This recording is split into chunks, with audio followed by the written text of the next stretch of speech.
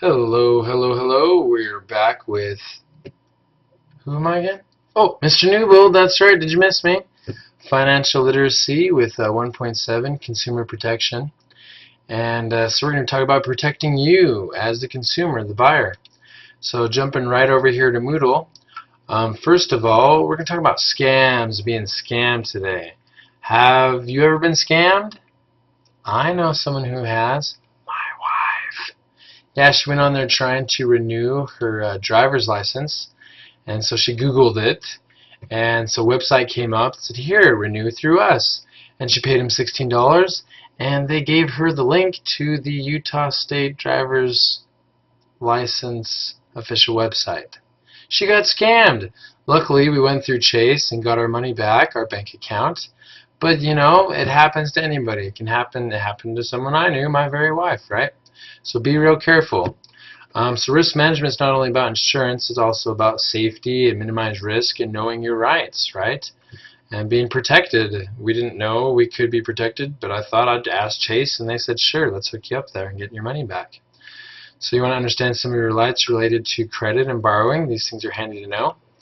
So let's see here. So some of the first things you want to know is your rights as a consumer. So if you go here to your equal credit opportunity rights, I'll probably tell you all you need to know, so you won't really necessarily have to go here. But definitely go through the slides, which we're going to do next, and I'll kind of get you started there. The FTC, Federal Trade Commission, the nation's consumer protection agency, enforces the Equal Credit Opportunity Act. So basically, so you're not going to be discriminated based on age, marital status, sex, national origin, religion, so gender is what we're talking about there, male or female. So when you're trying to apply for credit, there's a lot of things they can't discriminate or reject your application based on, else you could sue them or report them to the Better Business Bureau, or someone even better, maybe the government would probably be a good idea to report them to. They can't ask you, ooh, this is interesting, ask about your marital status. If you're applying for a separate unsecured account, a creditor may ask you to provide this information if you live in community property states. Arizona, California, Idaho, Louisiana, Nevada. Well, we're not on there because we're Utah. Ask for information about your spouse if they're applying for you only. Otherwise, they shouldn't be allowed to ask you about those things, right? Deciding to grant you credit or when setting the terms of the credit, they may not consider your race, color, religion, national origin, gender, marital status, and whether you get public assistance, right? They might consider your age unless you're too young to sign contracts, or at least 62. The credit will fail you because of your age. So, you know, this is what they can't do, so that's kind of cool at least. So anyways, you go through and kind of look in there. You have rights, so check out your rights. Use this website and look through there, especially if you're a woman, you know, watching this financial literacy video with Mr. Newbold. Check out and see about how you're protected as a woman. You know, a good credit history. A record of your bill payments. Often is this necessary to get good credit. This can hurt many married, separated, divorced, and widowed women because, well, they don't have credit. That's all in their husband's name, right? So get some bills in your names, right? Yeah, when you get married, get some bills in your name so you have credit. Okay, but basically this more lesson is actually more about watching out for scams and different things like that, right? Scams and fraud. So there's some things here. They want to, they'll promise you anything.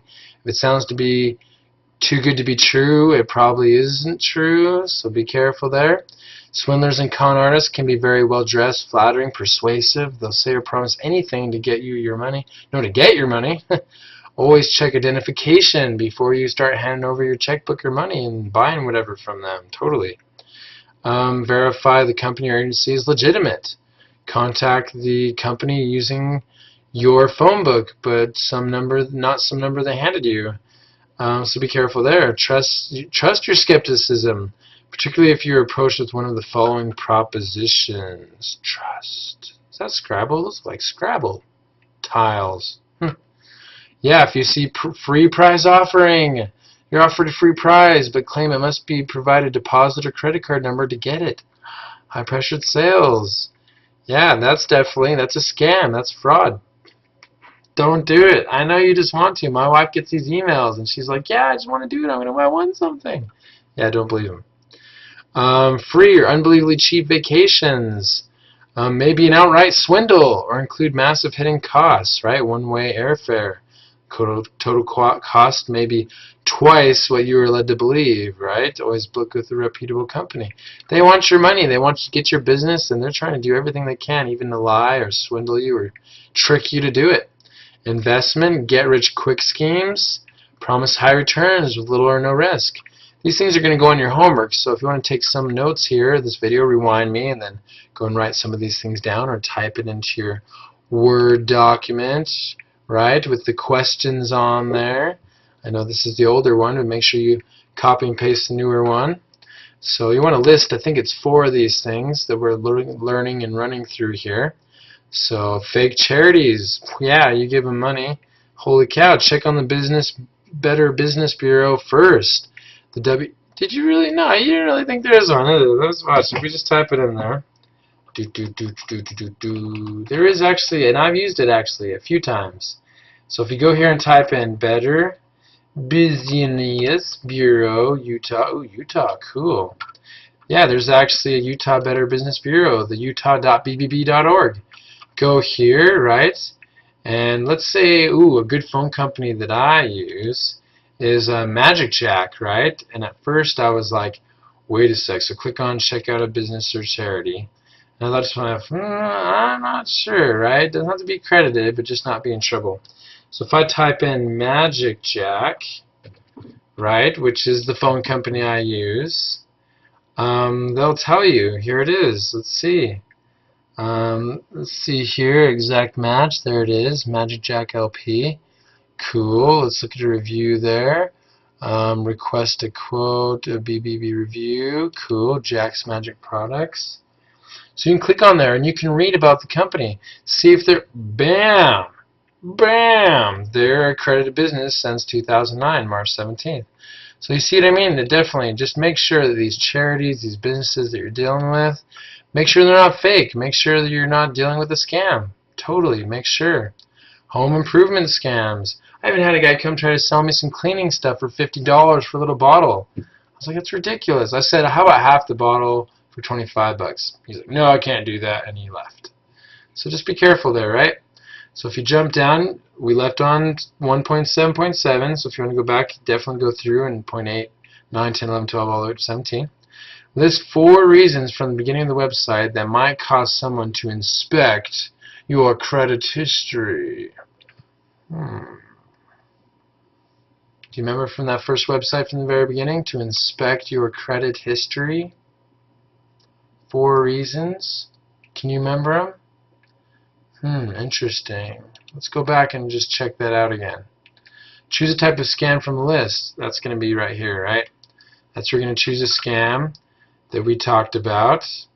So that'll be question number 3 or 4 there is where you're going to use for these ones. But this website here is going to tell us about when people might want to ask for inspect your credit history. So let's take a look there. When evaluating your income. Yeah. When you get a loan. That's the first thing, right? When you get a loan. Let's see. What are the 4 things you might do? Here it is. Deciding to grant you credit when setting terms, evaluating your income. Cool. So when you apply for credit, that's when they're going to do it. That's one big thing, is when they're going to ask for your credit history. Let's go back here and just see. So back to the assignment, 1.7.18. And list 4 reasons from the beginning of the website that might cause someone to inspect your credit history. So getting a loan, they might inspect your credit history. They're going to give you a loan. Let's see, from the website, how many years may bankruptcy information appear on your credit report? I'm pretty sure it was 7 years, but I think it's up to 10 years now. It's definitely, especially for like your student loans. I don't even think you can get bankrupt out of those now. So make a brighter personal rule you can use to avoid scams. Yeah, check using the Better Business BBB, the Better Business Bureau, tongue twister. Yeah, check with them. That could be your personal reason. Up to you. You could decide. Go through the website, and don't forget to put your first name, last name, today's date.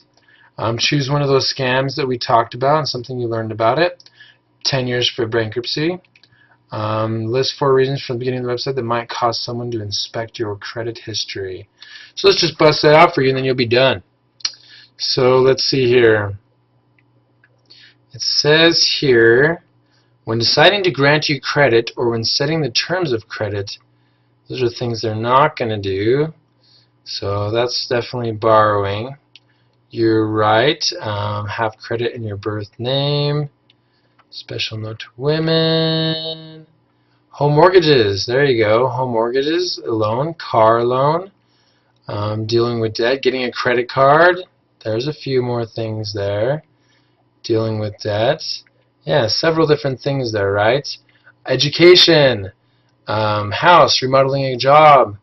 A remodeling job, like on your house. Getting a car.